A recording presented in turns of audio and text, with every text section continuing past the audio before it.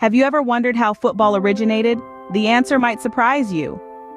Our story takes us back to ancient civilizations where rudimentary forms of the game were played, often with nothing more than a ball and a sense of competition. In the far eastern lands of China, a game known as Cuju was played as early as the 3rd century BC. This sport, whose name literally translates to kickball, was a popular pastime among soldiers and civilians alike. The aim was simple: direct a leather ball filled with feathers through an opening, without the use of hands. Miles away in the cradle of Western civilization, Greece, a similar game called episkairos was played. Here, two teams would vie for control over a ball, trying to get it past the other team's boundary line. The Greeks loved this game so much, they even depicted it on their vases. Meanwhile, the Romans had their own version called harpastum. This was a bit more chaotic, with players trying to keep possession of a small, hard ball. It was a game of strength and perseverance, much like the football we know today. In each of these ancient cultures, the ball was the star of the show. Whether it was made of leather and filled with feathers like in China or a hard, compact ball in Rome, these early footballs were the precursors to the modern balls we cheer for today. But these early games were more than just recreational activities. They were often tied to military training or religious rituals, reflecting the significant role they played in these societies. So while these ancient games may not look like the football we know and love today, they all share the same spirit. They were about competition, teamwork, and above all, having fun. So as you can see, the roots of football stretch back thousands of years, but the game as we know it today was still a long way off.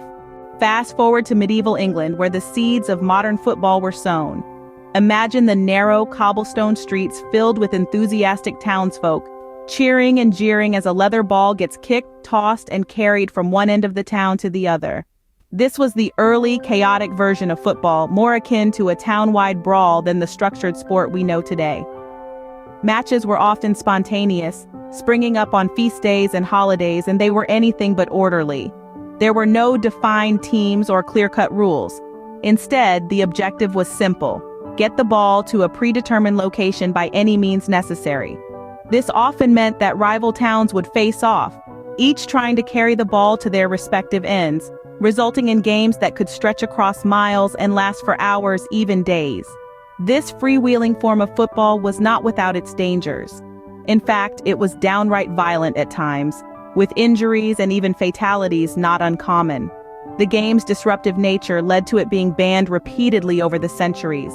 Kings Edward II, Edward III, Richard II, and even Henry IV all issued proclamations against the playing of such games, fearing they were causing too much disorder and distraction from more important matters like archery practice.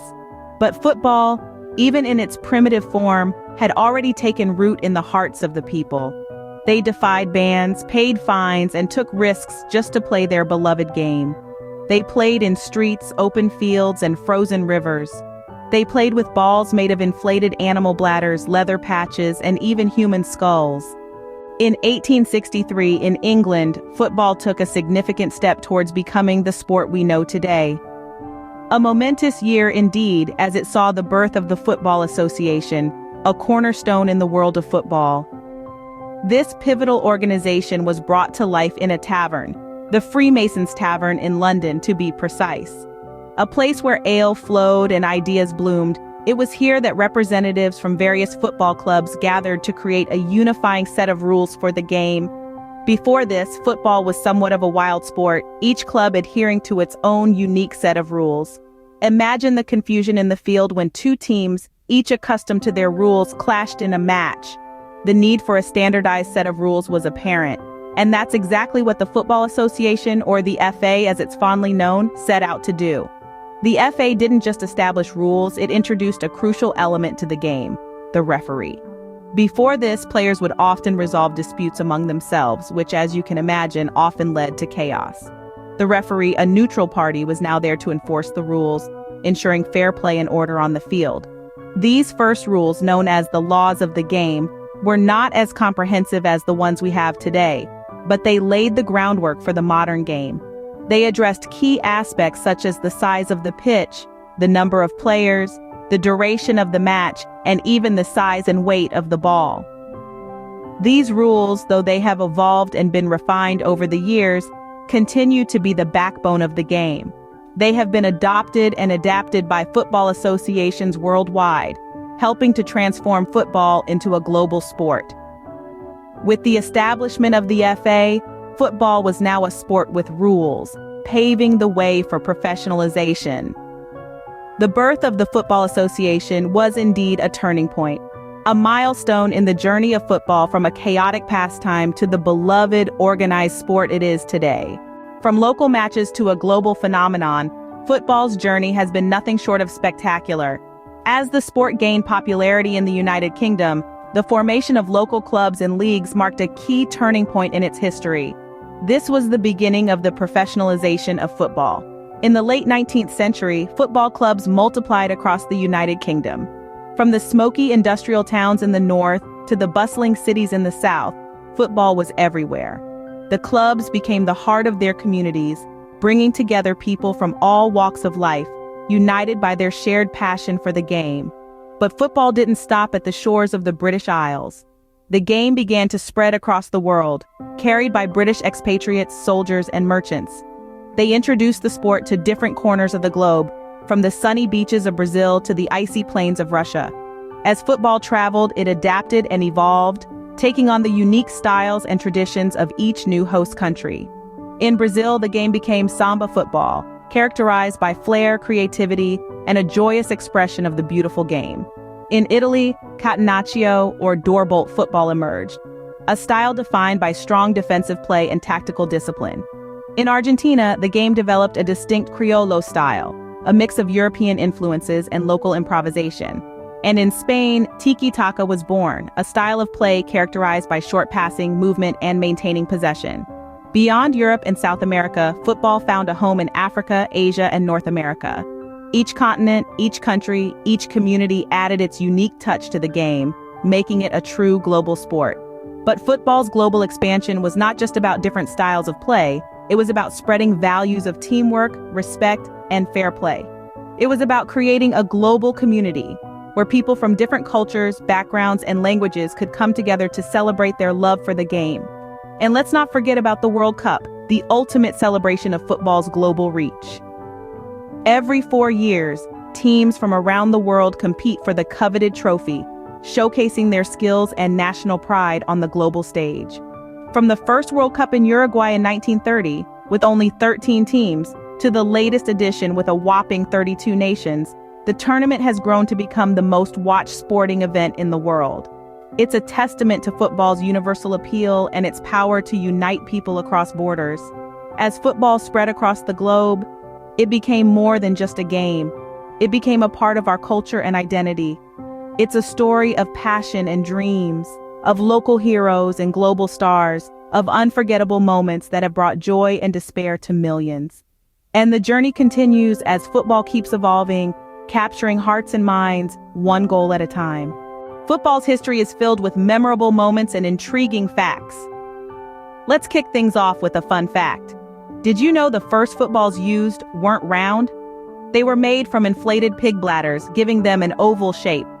It wasn't until the late 19th century that round balls made from leather and rubber were introduced. Now picture this. The year is 1872, the setting, a brisk afternoon in Scotland. This is the stage for the first recorded international football match. Scotland and England clash on the field, marking a significant moment in football history. The game ends in a draw, but it leaves an indelible mark on the sport, setting the stage for international competitions that would eventually captivate audiences worldwide. Fast forward to the 20th century and we find ourselves in Uruguay 1930. The stage is set for the inaugural FIFA World Cup, the first of its kind. 13 teams compete, but it's the host nation that lifts the trophy, etching their name in the annals of football history. Speaking of World Cups, did you know that the most goals scored by a player in a single World Cup tournament is a staggering 13?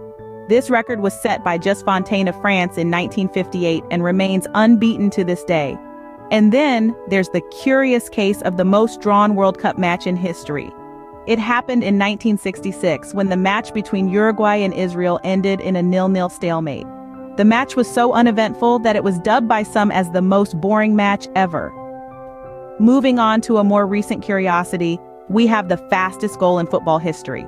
It was scored by Ricardo Oliveira in Uruguay in 1998, just 2.8 seconds into the match. That's quicker than you can say goal.